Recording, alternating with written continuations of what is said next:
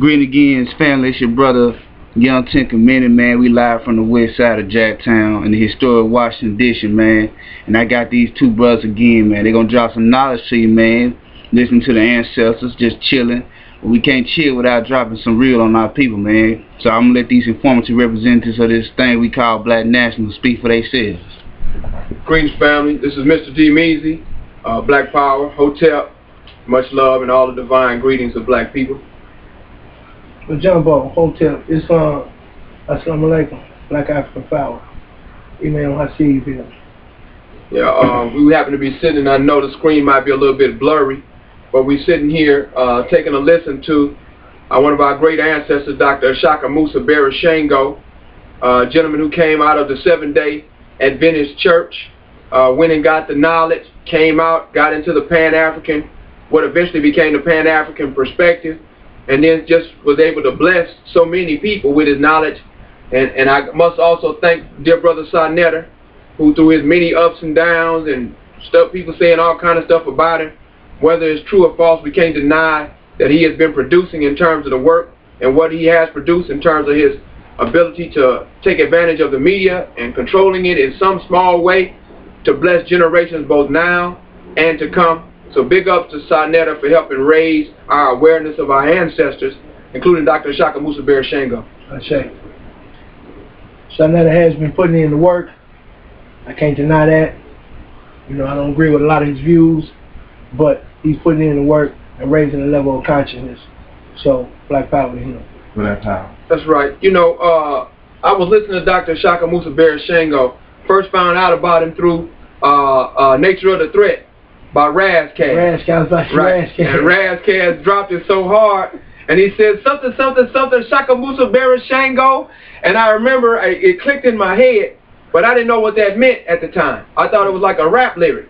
But then when I went and did the research, because I researched everything that he said in that rap song, and as a result of that, I came up on greater knowledge. Because it's a life-changing song. That's right. I suggest that anybody, and I don't mean to stray off, brother, but don't listen to what some dude on YouTube is telling you.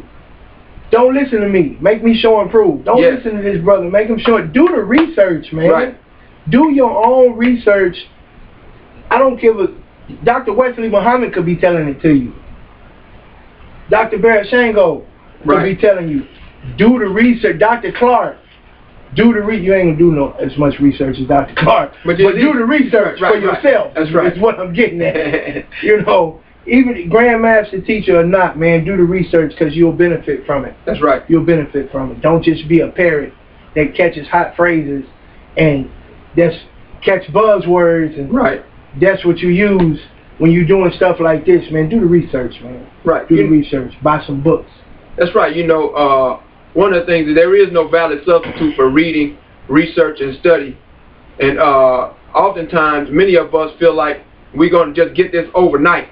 But when you study Ashaka Musa Barashango, you deal with the great scholar warriors and the master teachers, then you realize they didn't get it overnight. So what make us think that we're going to get it overnight? This gentleman started off in the black church like so many of us, but he didn't let his foundation allow that to be his limitation.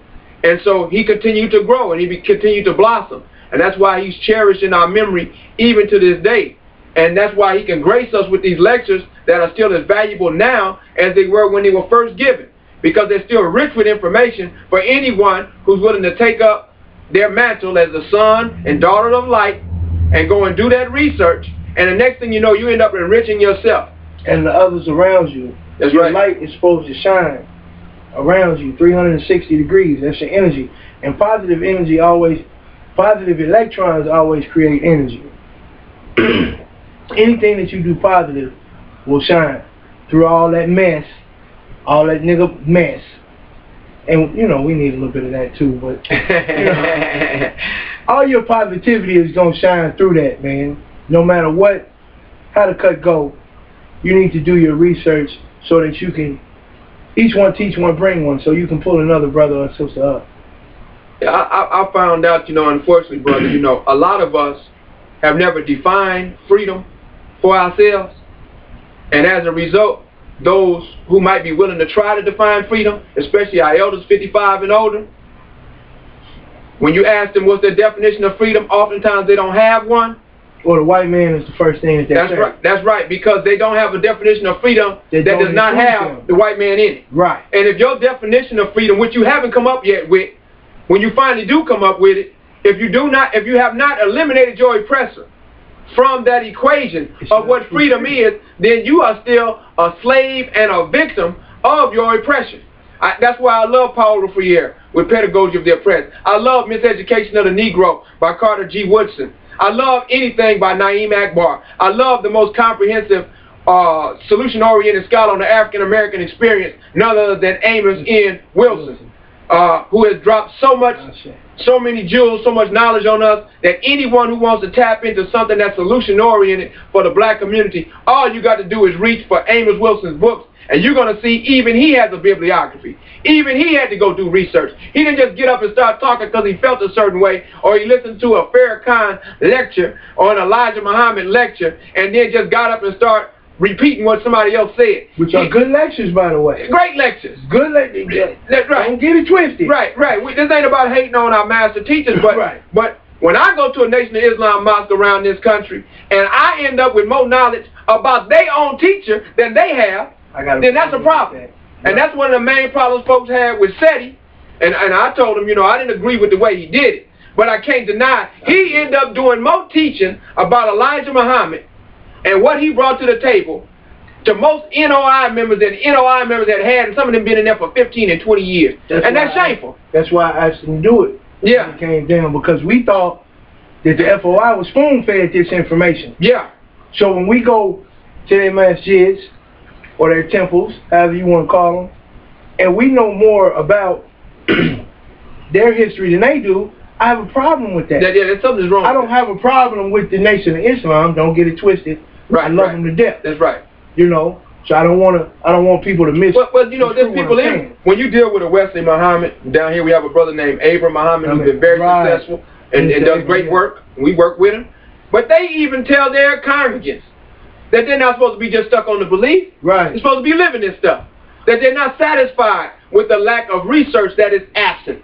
They're not satisfied with the level of absence of scholarship. They don't want the redundancy of just marching and drilling and then not taking the marching and drilling and using that to help transform communities in a productive and constructive way. And if they're saying that to their own folks, then when I say it, don't get mad at me for telling the truth. Because I done traveled and seen you. And I know what your teacher taught because I done read the material. I done studied too. I'm a student of the Most Honorable Elijah Muhammad as well. Right. Just like he was a student of Marcus Garvey. Right. Marcus Mosiah Garvey.